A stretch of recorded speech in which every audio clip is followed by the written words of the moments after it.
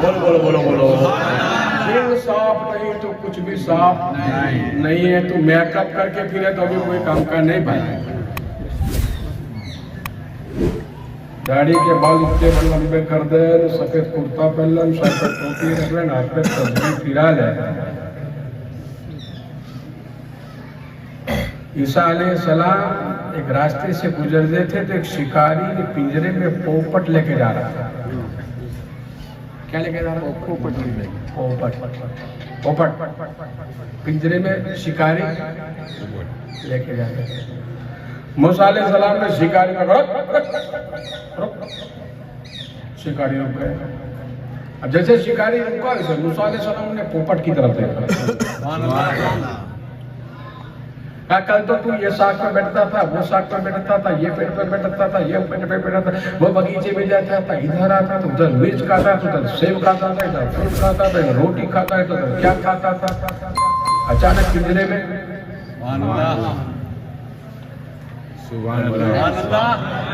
जरा जोर से बोलो, सुना हो तो जरा जोर से बोलो, ध्यान दो। मूसा अलैहिस्सलाम है, अल्लाह के नबी है, पोपट से बात कर रहे हैं। अपने तो घर में पड़ा हुआ बकरा भी ना बोले तो वो पोपट से बात कर रहे हैं। क्या नहीं मूसा अलैहिस्सलाम, पोपट जी तू पिंजरे में आ गया कैसे? कहा जरा ये टोपी पहन के आया था। ये शिकारी टोपी फिर जुब्बा भी पहन के आया। अच्छा, वो तस्बीह भी फिराता था ऐसा, वो दाने भी डालता था। सुभान अल्लाह, सुभान अल्लाह। जरा जोर से बोलो, जरा जोर से बोलो। खाली टोपी नहीं पहनी, टोपी पहनी है, जुब्बा पहना है, दाढ़ी है, तस्बीह फिराता है, दाने भी डालता था। उसकी टोपी देखी, सुभान अल्लाह, उसका जुब्बा देखा,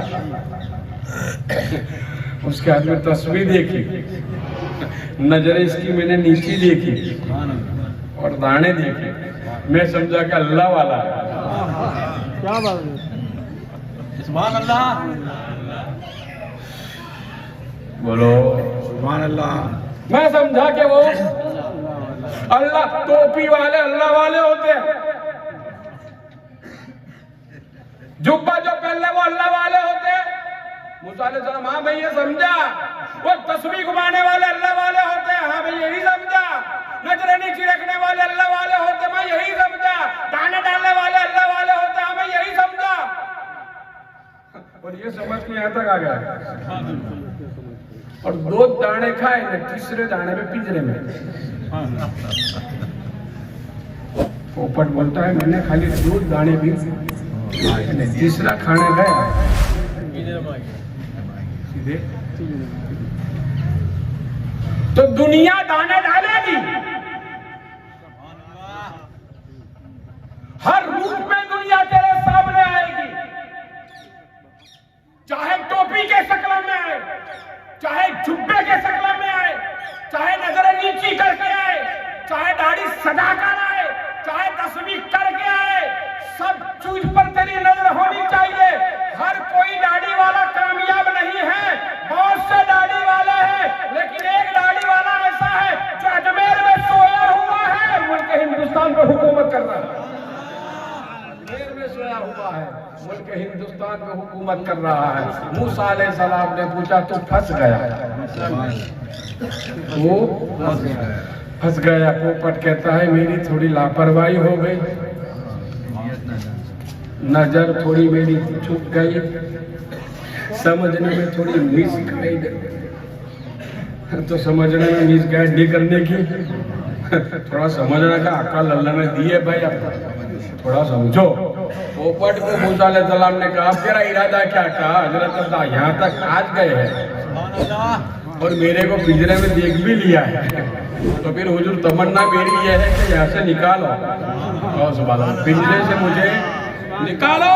मूसा अलैहिस्सलाम ने कहा है शिकारी बोल ये पोपट की कीमत क्या है? अब बाबा आप पोपट है, इसको अपने छोड़ने का नहीं, इसके लिए मेहनत मैंने बहुत करी है। टोपी थैले में रख दी, जुब्बा थैले में रख दी, तस्बीह थैले में रख दी, नजरें अभी तक नीचे थी, अब मैंने उठा ली। मूसा अलैहिस्सलाम ने कहा कि पोपट को छोड़, ये मेरी नजर में आ गया, और मेरी नजर में जो आते हैं वो कैद से छूटते हैं, कैद में रहते हैं। मेरी नजर में जो आते हैं वो कैद से छूटते हैं, कैद में रहते नहीं। मूसा अलैहिस्सलाम ने कहा परिंदा छूट गया। वो जाता जाता परिंदा कहता है अल्लाह का शुक्र है कि मूसा आप आ गए, अपना आए होते तो न जानिए कहाँ तक मुझे पिंजरे में रखता। दुनिया कैद खाना है, इसे समझो। रफीउद्दीन साहब मरहूम इंतकाल हो गए, सब कुछ अपने बच्चे के लिए छोड़ के चले गए। अब ये बच्चे को सब कुछ संभालना है, सब कुछ उनका बेटा होगा सब देखेगा। खेती बाड़ी कर प्रॉपर्टी बैंक बैलेंस समाज व्यवहार सब कुछ। अब अगर बच्चा थोड़ा सा मिस हो जाएगा तो लोग कहेंगे या जैसा बदिए क्या नाम रफीउद्दीन भाई जैसे थे, ऐसा हैंडल बच्चे से नहीं होता, ऐसा लोग कहेंगे। बेटा अगर मेरी बात सुन रहा है तो सुनिएगा, बाप एक निशानी रख के जाता है, अगर वो निशानी रोशन हो जाती है तो कहीं लोग नजदीक आ जाते हैं, और वो रोशनी अगर गुल हो जाती है तो कोई सिलगाने के लिए नहीं आता। समझो मेरी इस बात को। फमन यअमल मिस्काल ज़र्रतिन खैरा, जर्रा बराबर भी नेकी करोगे तो लिखी जाएगी, वहां दिखी जाएगी, वहां दी जाएगी, वहां उसका अजर अजीम तुम्हें दिया जाएगा, लेकिन नेकी का दिया जाएगा। और अगर बदी करोगे तो तुम्हारा सख्त हिसाब होगा, तुम्हें अजाब में मुब्तला कर दिया जाएगा। जरा सुनो अल्हम्दुलिल्लाह रब्बिल आलमीन। बहुत पायदार बुजुर्ग गुजरे, मालिक बिन दिनार।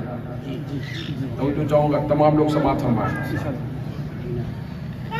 मालिक बिन दिनार लगभग 25 साल के हुए वहां तक वो शराब पीते थे। कितने साल के? 25 साल। इस तकरीर के अंदर, इस उन्वान के अंदर, इस बात के अंदर मेरी पूरी तकरीर खत्म हो जाएगी, लेकिन ध्यान से सुनिएगा। मालिक बिन दिनार 25 साल के थे, वहां तक शराब पीते थे, और कोई के घर जाके नहीं, गली में जाके नहीं, अपने खुद के घर में पीते थे। खुदा का करना एक दिन ऐसा हुआ कि इनके घर में अल्लाह ने बेटी दी। क्या दी? बेटी। मालिक बिन दिनार को किसी ने कहा कि तुम्हारे घर बेटी हुई है। वक्त पर वो आलिम भी नहीं थे, फाजिल भी नहीं थे, पढ़े लिखे भी नहीं थे, धंधादारी करते थे, दुनिया में मशगूल थे और शराब पीते थे। लेकिन कहने वाले ने कहा कि तुम्हारे घर बेटी हुई।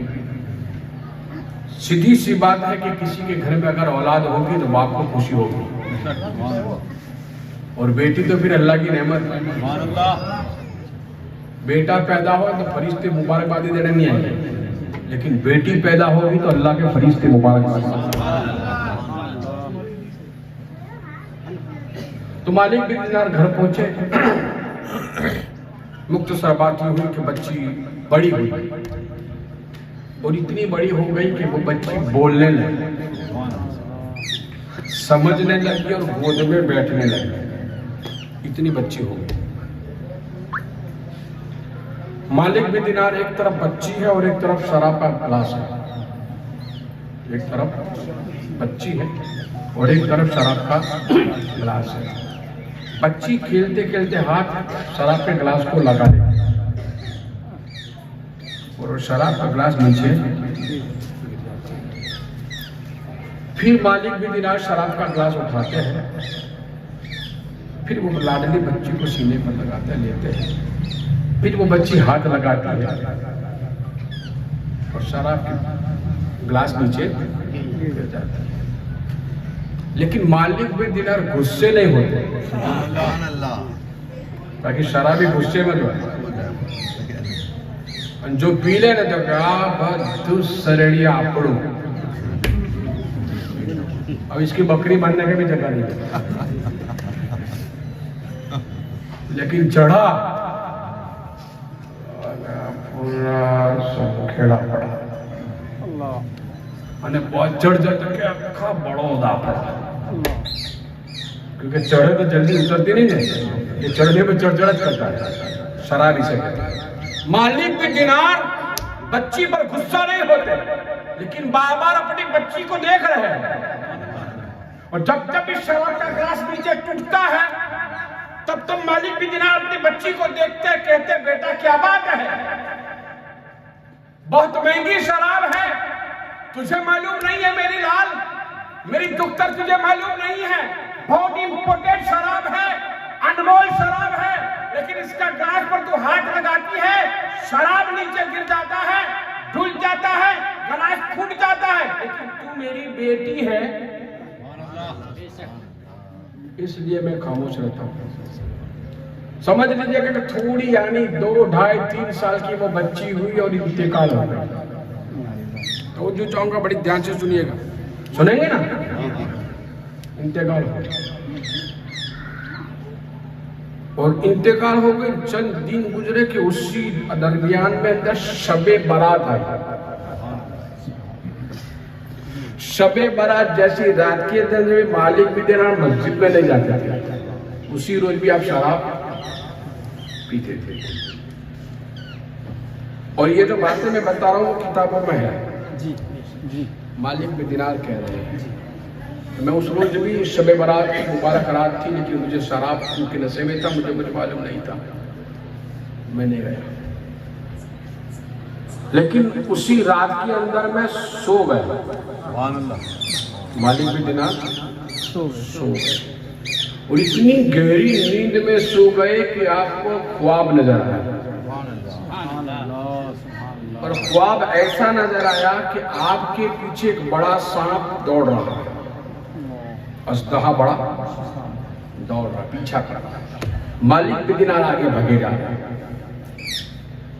मुंह में लेने की तैयारी होती है, कदम बढ़ते हैं आगे बढ़ जाते हैं, दूसरा कदम बढ़ते हैं आगे बढ़ जाते हैं, आगे बढ़ जाते हैं, आगे बढ़ते बढ़ते बढ़ते बढ़ते आगे जब चलते हैं तो एक बहुत बड़ी खाई आती है जिसमें आप दहक रहे।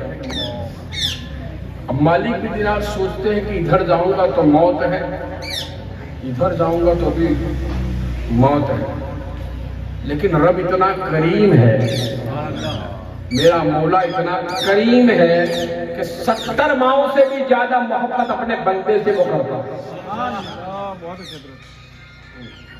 70 माओं से भी ज्यादा वो अपने बंदे से मोहब्बत करता है। मालिक भी दिनार घबरा गए, रोने लगे, गिड़ियां जारी करने लगे, मौला मुझे कोई नहीं बचा सकता, इसलिए कि आगे देखा तो आग की खाई है, पीछे देखा तो अजदहा है, अब जाऊं तो कहां जाऊं। ऐसे में चांदी का पहाड़ नजर आया, ख्वाब में चांदी का पहाड़ नजर आया, उस पहाड़ में गार नजर आया, चांदी का पहाड़ नजर, आग के ऊपर चांदी का पहाड़ नजर आया और चांदी के पहाड़ के अंदर एक गार नजर आई। मालिक बिन दिनार मारे डर के ठट्टा गए चांदी की उसमें पहाड़ में चले गए, वो गार में चले गए। गार में गए अंदर क्या देखते हैं कि छोटे छोटे बच्चे झूले झूल रहे हैं, छोटे छोटे बच्चे झूले झूल रहे हैं। मालिक बिन दिनार वहां आके पसीने से लबरेज हुए हैं, कांप रहे हैं, थरथरा रहे हैं। मालिक बिन दिनार पूछ रहे हैं वहां दरोगा को, ये क्या है? तो दरोगा जवाब देता है, अल्लाह के बंदे, ये वो घर है जिसे अल्लाह तबारक व तआला ने उन बच्चों के लिए बनाया है जो कमसीन से, छोटे से नाबालिग जो बच्चे इंतकाल होते हैं, इनके रहने की जगह है। का सबके बच्चे इसमें हैं, का सबके बच्चे इसमें हैं, कहा है सबके बच्चे। तीसरी बार मालिक बिन दिनार ने बोला सबके बच्चे इसमें हैं। दरोगा ने कहा एक बार तो बोला कि सबके बच्चे इसमें हैं, दोबारा बोला सबके बच्चे इसमें हैं, तीसरी बार तुमने क्यों पूछा? कहा मेरी बच्ची भी इंतकाल हो गई थी। बस मालिक बिन दिनार ने इतना जुमला दिया कि एक सोने के झूले पर झूलती हुई गुड़िया बड़ी स्पीड से आ गई। बेटी बेटी होती है, बेटी बेटी होती है। बेटा होगा तो तेरी जमीन पर कब्जा करेगा, तेरी दौलत पर कब्जा करेगा, तेरे माल पर कब्जा करेगा। बेटी वो है जो मरने के बाद में बाप के जनाजे से दूर नहीं होती, से करीब दूर नहीं होती है। वो मालिक बिन दिनार गिड़गिड़ाने लगे, कहने लगे मेरी भी बच्ची इंतकाल हो चुकी है, क्या मेरी बच्ची का भी यही ठिकाना है? दरोगा ने कहा हाँ तुम्हारी बच्ची भी काश होगी। क्या नाम है? जरा नाम बोलिएगा। कहा मेरी बेटी का नाम सुफिया है। मालिक बिन दिनार का बेटा सुफिया। तो वो गुड़िया सोने के झूले से उतर कर दौड़ी आ रही है, आके अब्बा के सीने से लग गई। मालिक बिन दिनार ख्वाब में कहते हैं कि मेरे सीने से लग गई मेरी बेटी। मैंने अपनी बेटी को चूमा चाटा, सीने से लगाया और सीने से लगा कर कहा बेटा तू तो सोने के झूले पर है। बेटी कह रही है बेटा अब्बा जी हाँ मैं सोने के झूले पर हूँ, लेकिन ये मेरी कमसीनी का करम मेरे रब पर मुझ पर हो गया है। मेरे रब ने मुझ पर करम फरमा दिया है, तो यह मर्तबा मुझे अता फरमाए। अब्बा जी आपको याद है मैंने आपके 3 बार शराब के प्याले नीचे गिरा दिए थे। बाबा आपको याद है मैंने शराब के 3 गिलास नीचे गिरा दिए थे, फिर मेरा विशाल हो गया। हाँ बेटा मुझे याद है। मालिक बिन दिनार ने फौरन पूछा बेटा ये सब बातें बराबर है, लेकिन जरा ऊंचे मकाम पर क्यों चली गई है? जरा मुझे ये बता दे कि पीछे मेरे पीछे अजदहा क्या था, या आगे ये खाई क्या थी, इसमें आग क्या थी? मालिक बिन दिनार को अपनी बेटी जवाब दी थी अब्बा अभी भी लाइन पर आ जाओ।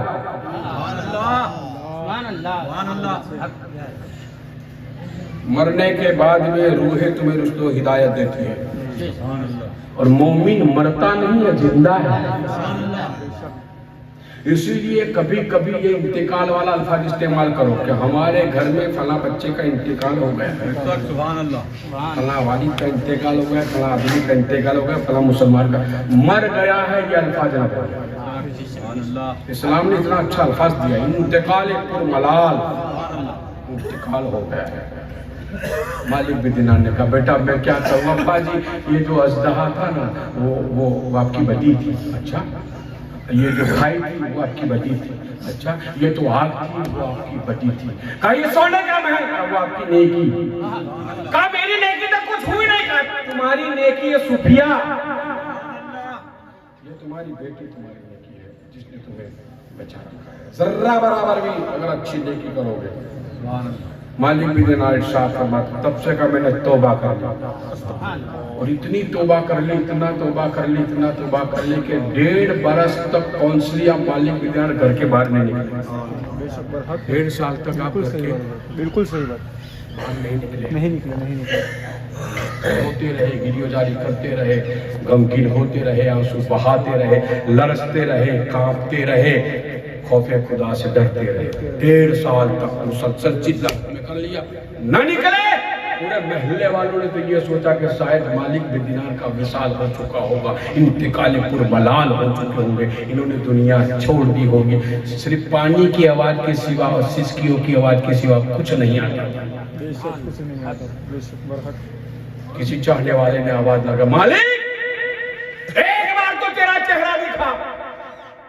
1.5 साल हो चुके हैं एकांत में गए हुए, 1.5 साल हो चुके हैं तुझे घर में गए हुए, 1.5 साल हो गया है एक कोठड़ी में बैठे हुए। मालिक बिन दिनार कहते जहां तक मेरे रब की बख्शिश का परवाना नहीं आएगा वहां तक मालिक बिन दिनार बाहर नहीं। नारे तकबीर, नारे रिसालत, औलादे गौसे आजम। मालिक बिन दिनार ने जब ये जुमला दिया तो आकाशवाणी हो गई, कहो सुभान अल्लाह। आकाशवाणी हुई, एक इल्हाम हुआ, एक ऐलान हुआ, ऐ मालिक बिन दिनार अब बाहर निकल जा, हमने तेरे दिल को, तेरी आंखों को ऐसा साफ और सुथरा कर दिया है, जिधर नजर मारेगा तेरा नजारा नजर आ जाएगा। जिधर कदम रखेगा, रहमतें बरकतें नाजिल हो जाएगी। मालिक भी दिनाने का मौला इतना करम क्यों हो गया मुझ पर मेरे मौला। अभी तक तो मैं खस्ताहाला था, अभी तक तो मैं नकारा था, अभी तक तो मैं बेकार था, अभी तक तो मैं हकीर था। मौला अब तूने मुझे इतना ऊंचा स्टेटस दे दिया है। मेरे रब ने कह दिया तेरी बेटी सुफिया ने दुआ करी है, कहो सुभान अल्लाह। रूहें दुआएं कर रही है। साबित ये बातें मरने के बाद में भी रूहें याद करके सुनो।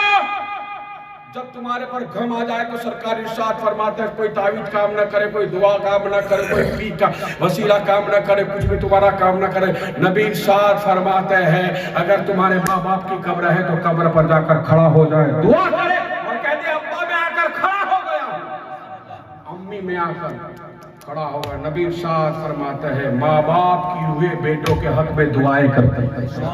हर अच्छी रूहें अपने कुर्बदारों के रिश्तेदारों के हक में दुआएं करती है। अल्हम्दुलिल्लाह। मैं चलते चलते आखिरी बात दे दूं और इस बात को भी जाना बड़ी मोहब्बत के साथ समाप्त फरमा देगा। अल्हम्दुलिल्लाह रब्बिल आलमीन। अभी जैसे मौलाना इलियास कह के गए थे, है ना, माओ की तकरीर तो बहुत सुनते हैं। मैं जरा बाप पर आ जाऊं। जो रोटी माँ बना के देती है ना वो रोटी बाप लाता है। जिस घर के प्लास्टर पर माँ टोटी लगा के पानी डालती है वो सीमेंट बाप लाता है। तुझे नहला धुला कर जो माँ कपड़े पहनाती है ना वो कपड़े बाप लाता है।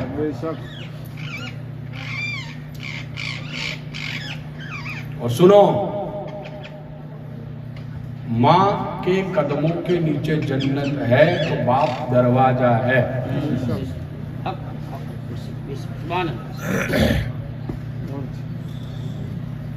शरीरिया का कोई मुहीब, कोई आशिक, कोई दीवाना, कोई मानने वाला मुझे ये कहे कि बाबा ये नया मकान बना है, उसमें आप कदम रखिएगा और वो दरवाजा बंद कर दो, लॉक लगा कर चाबी खिस्से में से ना निकाल तो बाबा अंदर देंगे। अरे बोले यार, कोई मकरानी साहब ऐसा कह रहे कि बाबा ये 50 लाख का बंगला मैंने बनाया है, इसमें आपको कदम रखने के हैं। और वो मकरानी साहब दरवाजा बंद कर दे, खिड़कियां बंद कर दे, लॉक लगा दे, चाबी जेब में रखे और मेरे को चाबी ना दे तो कदम अंदर रहेंगे बाहर रहेंगे? बाहर। अंदर जा सकते हैं। जहां तक एक आम आदमी के घर में जहां तक लॉक ना खुले, चाबी ना लगे, वहां तक उसके घर में तुम कदम नहीं रख सकते। ये तो खाली के कुल कायनात की खुल्द है, जन्नत है। नबी ने कहा माँ के कदमों के नीचे अगर जन्नत है तो बाप दरवाजा है। और बीवी के लिए शौहर के कदमों में जन्नत है। बीवी के लिए शौहर के कदमों में जन्नत महज है। अब वो बाप चला समाज समझेगा, वो बाप जिसने कारखाना बनाया, फैक्ट्री बनाई, और फैक्ट्री बनाने के बाद में उसका ओपनिंग रखा। क्या रखा?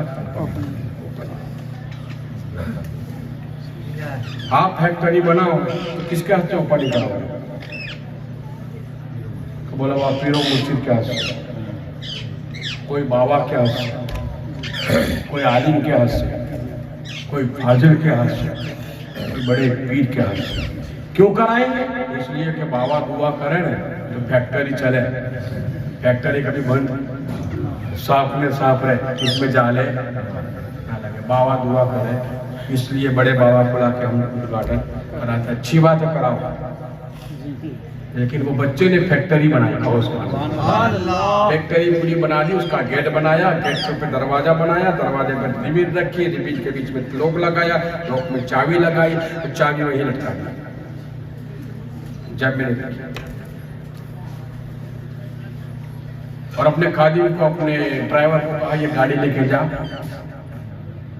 और मेरे घर जा। ड्राइवर ने कहा हुजूर घर तो दिन में 24 घंटे जाया करते, एक एक घंटे में आप लोग मुझे भेजते, अब मुझे किधर कहा जा घर जा। और बहुत बड़े पीर है, इनको लेके आ।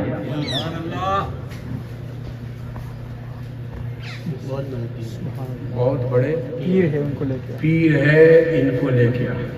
ड्राइवर पहुंचा घर गया तो ये कोना वो कोना, ये रूम वो रूम, सब रूम इधर उधर छान डाले। और बूढ़ा बाप कुर्सी पर बैठा बैठा ये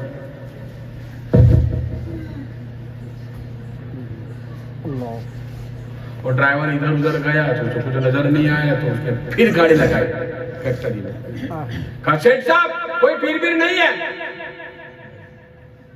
पूरा घर मैंने छान डाला, कोई पीर नजर नहीं आया। फिर ड्राइवर को कहा एक बार जा फिर, और जो तुझे कोई पीर ना मिले तो कुर्सी में जो बैठा हो इसे लेके चले आ। उसने कहा कुर्सी में तो तुम्हारा अब्बा बैठे थे, कहा लेके चला आना। गाड़ी लेकर फिर गया। क्या बात। और गाड़ी लेके आया, बाबा को बैठाए, गाड़ी लेके चला, फैक्ट्री पे पहुंचा। वो बेटा कितना अच्छा है, वो बेटा कितना प्यारा है, मान जाओ उसके अखलाक। दरवाजे के गेट पे से अदब से खड़ा हुआ। तू तो जल्दी अब्बा को कुर्सी भी नहीं देता होगा। जी सही बात। तेरी बोली में तो ये अल्फाज आते होंगे।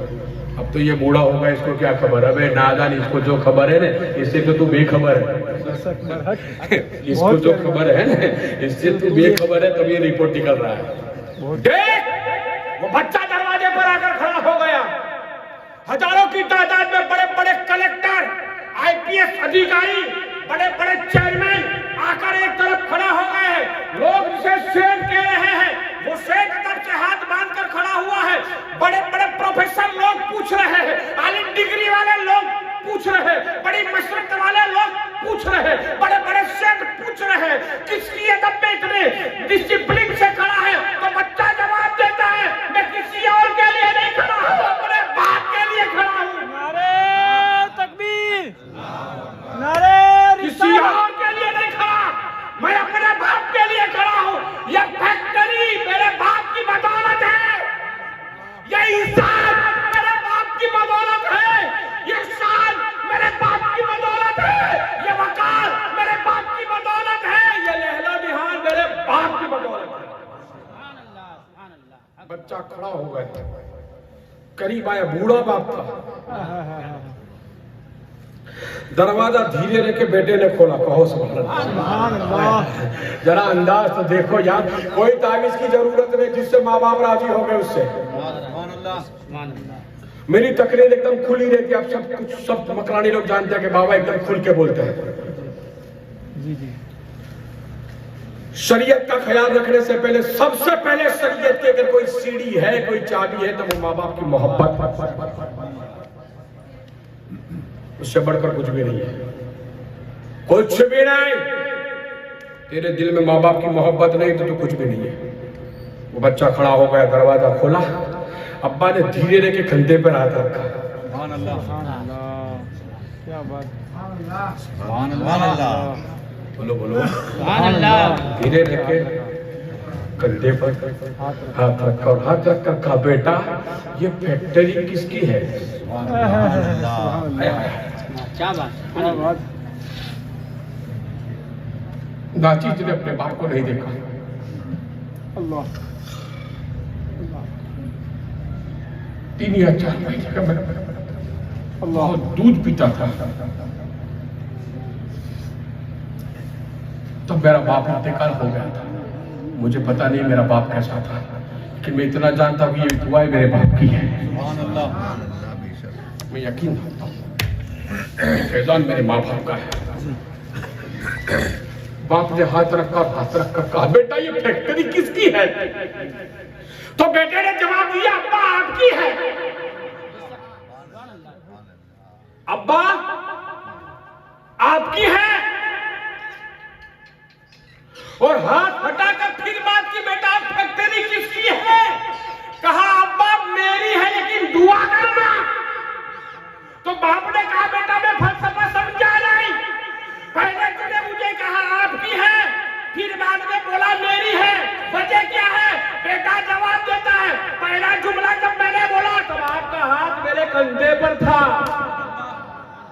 आपका हाथ मेरे कंधे पर था। दूसरी बार आपने पूछा तो आपका कंधा उठ चुका था, आपका हाथ उठ चुका था।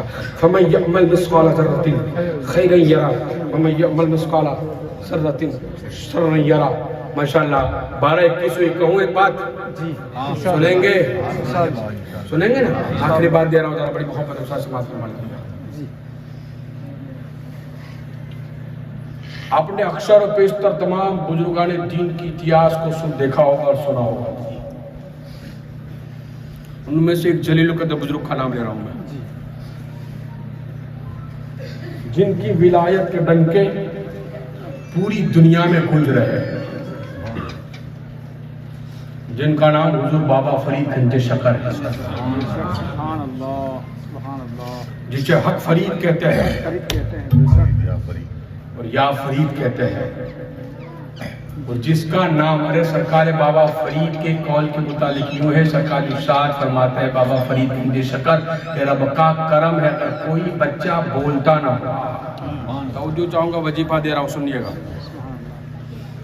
कोई बच्चा गूंगा हो, बोलता ना हो और जन्म से ऐसा हो, वो सिर्फ मेरे नाम की शक्र लाए और शक्र पर फातिया दिलाए।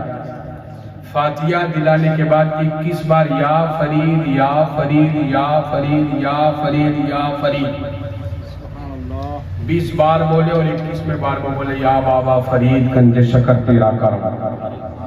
बाबा फरीद कहते हैं मुझे कसम उस पाक परवरदिगार की जिसने मुझे ये मर्तबा अता फरमाया। बाबा फरीद कैसे दम करके शक्कर खिला दो, बच्चा गूंगा है तो बोलता हो जाता है। तो बाबा जिसके नाम में इतनी बरकत है, फिर जात का आलम क्या होगा? बस आखिरी बात दे रहा हूँ, जरा से बात सुनिए। जो नेकी तुम करोगे ना, सबसे अच्छी खेती औलाद है। औलाद से बढ़कर कोई खेती नहीं। कपास अगर जल भी जाए तो बहुत टेंशन नहीं, तुवेर अगर खलास हो जाए तो बहुत कोई टेंशन नहीं है, डांगर बांगर खलास हो जाए तो कोई बहुत टेंशन नहीं, अरे फैक्ट्री भी बंद हो जाए तो कोई टेंशन नहीं। लेकिन जिस दिन औलाद में ठेस लगा दी, उस दिन फैक्ट्री होगी तो भी चैन नहीं, इज्जत होगी तो भी चैन नहीं। माँ बाप बहुत अनमोल होते दोस्तों। सुनो, बाबा फरीद गंज शकर कह रहे हैं, एक बार मैंने हंसते हंसते अपनी अम्मी को कहा, हंसते हंसते, बाबा फरीद ने हंसते हंसते कह दिया। बाबा फरीद कह रहे एक दिन मैंने हंसते हंसते अम्मी को कह दिया, अम्मी मैं तेरी खिदमत कर रहा हूँ। बोलो बोलो बोलो, अम्मी मैं तेरी खिदमत कर रहा हूँ। हाँ बेटा कर रहा है ना। पानी पिला रहा हूँ? हाँ बेटा पिला रहा हूँ। खाना खिला रहा हूँ? खिला रहा हूँ। सर में तेल डाल रहा हूँ ना? डाल रहा हूँ। कंघी कर रहा हूँ ना? पेट दबा रहा हूँ ना? दबा रहा हूँ। पानी लेकर खड़ा रहता हूँ? खड़ा रहता नहीं। तो क्या तो अम्मी तू मुझे कुछ देने? सुभान अल्लाह, बहुत अच्छी, सुभान अल्लाह। अभी की माँ खिदमत करे तो 10 की नोट दे। अल्लाह जा बेटा बीमल खा के अपने पिचकारी मार। अल्लाह तो दीवार भी बिगाड़े, गाड़ी भी बिगाड़े, अल्लाह हो गए। और पिचकारी जो हाड़ी हवली जाए तो कपड़े भी बिगाड़े। तो ऐसे 10 रुपए ना दिए हो तो, लेकिन आज की माँ 10 रुपये मेरा छोकरा है बाबा, मेरे जिगर का टुकड़ा है बाबा, इसके लिए तो मैंने मन्नत करी है बाबा, इसके लिए तो मैंने तुम्हारी तावीज़ बनाई बाबा, इसके लिए तो खुदा साहब की चिट्ठी लगाई है बाबा, इसके लिए तो मैंने गोस्पा की नियत करी है बाबा, ये बच्चे के लिए सब करा। मगर बेटा पिचकारी मारने करा तेरे, मैंने पिचकारी मारने के 10 रुपये दे दिए। हमारे बेटों को हमारी माँ 10 रुपये दे दिए। हाँ वो उसकी मोहब्बत वो देती है, लेकिन बेटा पिचकारी मारता है। बेटे को ऐसी पिचकारी नहीं मारनी चाहिए। जरा सुनो, बाबा फरीद ने पूछा, अम्मी मैंने इतना सब किया तो मुझे कुछ देना। तो मेरे लाल क्या चाहिए तू दे देना, तेरी जो मर्जी वो दे देना। सुभान अल्लाह, सुभान अल्लाह। और अपनी अम्मा को अपनी खिदमत करे तो अपने कह देना, अम्मा तेरे इसके दे देना माँ को दे दे मेरे को। तो माँ धीरे कि मुझे बेटा तेरे क्या चाहिए? अगर रोड वाला जो 2 बीघे वाला है वो मेरा नाम पर कर देना।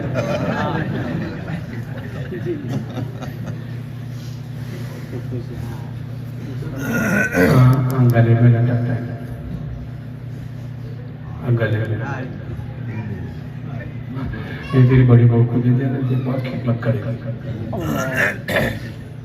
और छोटी वाली बहू का ठीक है अम्मा, तुम बड़े को ही दे दो, मेरे को कान के दे दो।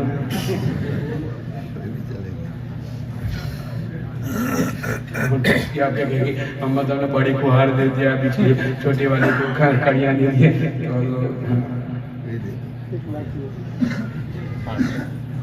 चूड़िया माँ खाली एक हार लेके चली गई, एक कड़िया लेके चली गई, मेरी माँ मेरा सुन रही है। एक पाटे लेके चली गई, मैंने भाई छोकरों ने कहते मुझे 2 बीघे वाला मेरा नाम पर कर दे, चल इसने 2 बीघे नाम पर, छोटे वाला अब घर मेरे को दे दे, और तीसरा लगा दुकान, तो माँ बाप खाली, अरे बोलो नहीं खाली नहीं भरे ले जाए तो तेरे को लगता खाली, बाकी ये सोना कब पीतल बनेगा ठिकाना नहीं पाए। ये मकान कब धूल में खाएगा नहीं, इसका कोई तेरे को अंदाजा नहीं लगेगा। ये दुकान तेरी कब बंद हो जाएगी ना, ये रिमोट कंट्रोल माँ बाप के पास है। माल सरकार बाबा फरीद कह रहे अम्मी मैंने तेरी खिदमत की, तू राजी हो गई? माँ कह रहे हाँ मेरे लाल मैं राजी हो गई हूँ, तो फिर कुछ देना। लाल क्या चाहिए? तू दे देना, तेरी जो मर्जी है वो दे देना, मैं ले लूंगा, तू जो भी देगी वो मैं ले लूंगा। कहो सुभान अल्लाह। बाबा फरीद जुमला ये दिया, अब भी तेरी मर्जी हो वो दे दे। तो माँ ने कहा बेटा देख मेरी मर्जी ये है, तू मेरे सीने से लग जा, मेरी दिल की धड़कनों को सुन, मेरे अंदर की दुआएं सुन। बाबा फरीद कहते हैं मेरी माँ ने सीने से लगाया, चंद मिनट रखा फिर छोड़ा, चंद मिनट सीने से रखा फिर छोड़ा, फिर कह दिया बेटा फरीद तेरे चेहरे को अल्लाह ने इतना करंट दिया है कि जो देखेगा वो मुसलमान हो जाएगा, जो देखेगा वो मुसलमान हो जाएगा। बाबा फरीद ने कहा अम्मी इसकी पूरी गारंटी कैसे? क्या गारंटी कि मेरा चेहरा देखने से लोग मुसलमान हो जाए? बाबा फरीद ने जब ये जुमला दिया तो सरकार ने कहा, माँ ने कहा बेटा एक काम कर, फला गली की चक्कर लगा क्या। बाबा फरीद को जब ये कहा तो बाबा फरीद चक्कर लगा कर, और चक्कर लगाकर जितने भी चक्कर लगा ना, वो चक्कर में लोगों को चक्कर आया। बाबा फरीद एक चक्कर लगाने गए तो लोगों को चक्कर आने लगे, जितने भी लोग देख रहे बाबा फरीद को जब तक अशहदु अल्ला इलाहा इल्लल्लाह, अशहदु अल्ला इलाहा इल्लल्लाह, अशहदु अल्ला इलाहा इल्लल्लाह, जैसे जैसे इलाके से निकलते हैं भीड़ बढ़ती है। इस्लाम ऐसे नहीं फैला जैसा तुम समझ रहे हो, तुम्हारी नॉलेज में कच्चाई है, सच्चाई नहीं है, सच्चाई ये है। बाबा फरीद घूम के चक्कर लगा कर तो पीछे लश्कर हो गया, जैसे घर के दरवाजे पर आकर खड़े हो गए। माँ ने कहा बेटा फरीद पीछे मुड़ के तो देख। फरीद ने पीछे मुड़ के देखा तो कहा अम्मा हजारों की तादाद का, इनसे कुछ कलमा कैसे पढ़ा? कहो सुभान अल्लाह, इनसे कुछ कलमा कैसे पढ़ा? तो बाबा फरीद कहते माँ मैं जान गया, मेरे सीने से जो लगता है वो सीने को मेरा मौला रहमत वाला बना देता है, नेमत वाला बना देता है। यही बातें हैं दोस्तों जो समझने के लायक है। अगर ये न समझे तो फिर कुछ नहीं समझ पाओगे। इसे समझने की जरूरत है, दिल में उतारने की जरूरत है। अल्लाह तबारक व तआला हमें और आपको तमाम को नेक राह पर चलने की तौफीक और रफीक अता फरमाए। कि मोहम्मद से वफा तुमने तो हम दे रहे हैं, ये जहां चीज है क्या लोहो कलम दे रहे हैं, शरीक है इसरत तो सभी है, लेकिन मुसीबत काटने वाले तुम ही हो या रसूल अल्लाह सल्लल्लाहु तआला अलैहि वसल्लम। आइए सलातो सलाम के लिए खड़े रहिए। मुस्तफा जाने रहमत लाखों सलाम, समए बज़ में हिदायत लाखों सलाम, मुस्तफा रहमत को सलाम समए बज में हिदायत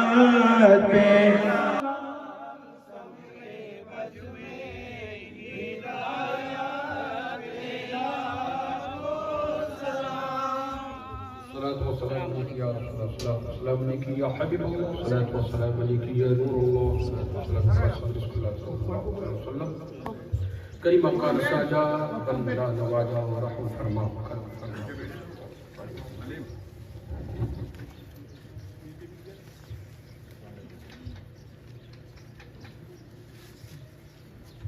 सल्लल्लाहु अलैहि वसल्लम करीम अकार साजा बंदा नवाजा रहम फरमा।